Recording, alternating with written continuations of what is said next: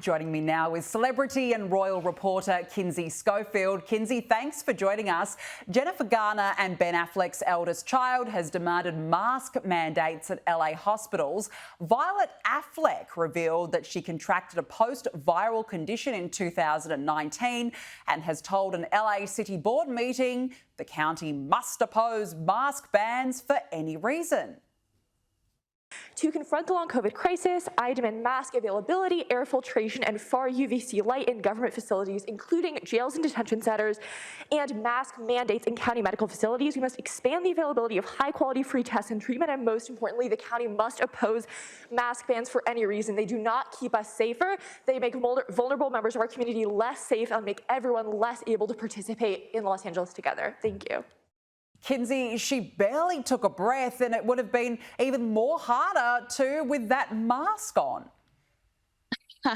I mean, it's pretty bizarre to see. Shoplifting has hit an all-time high in the city of Los Angeles, with small businesses banning masks from their stores. You've seen very famous stores like Kitson, which is the celebrity hotspot, saying no masks allowed because there's way too much shoplifting going on, and those shoplifters are not being prosecuted. This is coming out of our dollar, and these are small businesses. So the blowback online for this 18-year-old is pretty significant so far. And while her heart is probably in the right place, she really doesn't have realistic expectations of what's going on in Los Angeles and in the world, quite frankly. A lot of people are utilizing masks to get away with stuff. They're not as ill or weak as she is. No, clearly, that's for sure. Now, Christmas has come early. Ellen DeGeneres says she's done with fame and will leave Hollywood after her Netflix stand-up special is released later this year. Kinsey, look, she's been embroiled in bullying claims from her time on the Ellen DeGeneres show. She just seems like a real nasty woman. So I say good riddance, but is it really over, do you think? Well, I think that this is probably a PR stunt. I think that she wants people to sympathize with her because it looks as if Hollywood's not welcoming her back. I mean, she specifically says in one of her stand-up specials, I got kicked out of show business for being mean. And she also said next she's going to get kicked out for being old. So she's already setting the narrative. Please feel sorry for me. She said that the fact that she could dance upstairs, because that was one of her gimmicks on her program, proved that she wasn't a mean person. So I think she does miss the limelight. I think she misses being adored, and she's struggling in the position she's in, and she wants us all to miss her. Well, whether that works or not remains to be seen. We'll see what happens post that next Netflix show. Now, Kinsey, look, here we go again. Prince Harry is back with the sit-down interviews. What is he doing now?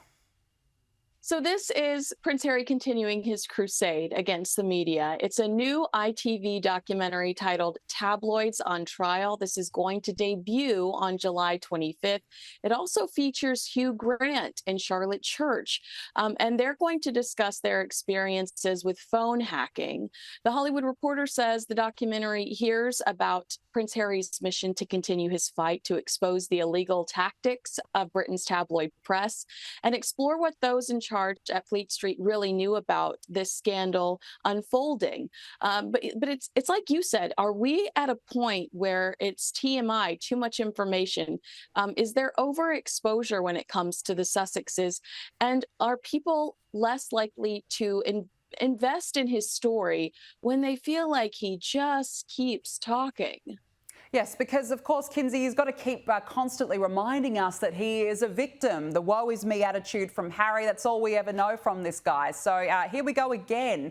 Now, Gypsy Rose Blanchard, who was of course convicted of second-degree murder for planning the 2015 death of her mum Claudine, has announced she is pregnant. So I know the rumors have been flying around for quite some time now, and I'm happy to announce that I am 11 weeks pregnant. Ken and I are expecting our very first child come January of 2025. We're both very excited. This was not planned at all. It was completely unexpected, but we're both very excited to take on this new journey. Kinsey, look, I find it all very weird. I mean, she was released from jail in December, and since then, it feels like she's tried to be some sort of quasi-celebrity slash influencer. But she said there that she will be a better mother than her own mother. Well, let's hope she's a better mother than she is a wife, because this baby is not even with her current husband. This is with a former boyfriend, who's now, I guess, a current boyfriend, Ken Urker. She's actually currently married to Ryan Anderson, who she married and immediately did this reality TV show with here in the States. They've since separated. She's pregnant now with Ken's baby. Killer Fetus is the Hulu special. Killer Fetus, I'm going to call it now. That's the documentary. That's what's coming, the podcast, anything. But this is a wild ride that I want to get off of. I tell you what, I reckon you're spot on. Gypsy Rose will try and monopolise this to make a dime in any way that she possibly can, since that's all she's been doing for the last 7 months. Now, here we go, Kinsey, because Ben Affleck has finally ditched his wedding ring. I mean, surely, is that the official sign that he and Jennifer Lopez are done?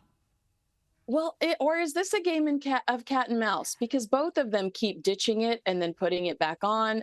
I do firmly believe that they are separated. And the Daily Mail is saying that insiders say that they've been separated for months. Why they would force that, gag-inducing documentary and movie on us about their love life, forcing this love affair down our throats and then just go quiet when things fizzle out is beyond me. If you want us to be invested, then you need to be truthful about what's going on. Take off the rings for good and just let us know that you are no longer together and that the fairy tale is over. Don't you find them just to be very annoying now? When they got back together again, as you say, it was this fairy tale. Everyone thought, wow, they've rekindled after all these years. But I don't know how you feel, Kinsey, but I'm sick to death of them now. They've become real pests. I know. I think that if they were more honest with us, but they're trying to manipulate the media. Let us know what's going on. You engage us with a $20 million movie, and then you go quiet when things aren't going your way. That's dishonesty. That's insincerity, and we see it. It's very clear to us, so we're checking out. I completely agree. Fair point. Now, Kourtney Kardashian may appear to have a fairy tale romance with husband Travis Barker, but it has reportedly come at the cost of her friendships. What's happened here? Right. So the Daily Mail is claiming that Kourtney Kardashian has dropped lifelong friends and is growing increasingly isolated from her sisters, Khloe and Kim. And a lot of the blame in this article is put on Travis Barker, with the publication reporting that Kourtney's ex, Scott, his ongoing relationships and friendships with the Kardashian family has made Kourt's current husband, Travis, feel threatened. And I'm not buying this. I mean, new husbands and babies are always going to create new routines in a woman's world. And any distance between Kourtney and her sisters is probably for her own mental health. Kim Kardashian has been vicious to her sister throughout the last few years. And Travis Barker is a bona fide rock star. He's not threatened by Kourtney's unemployed ex. No, you're spot on. I completely agree. Very, very strange.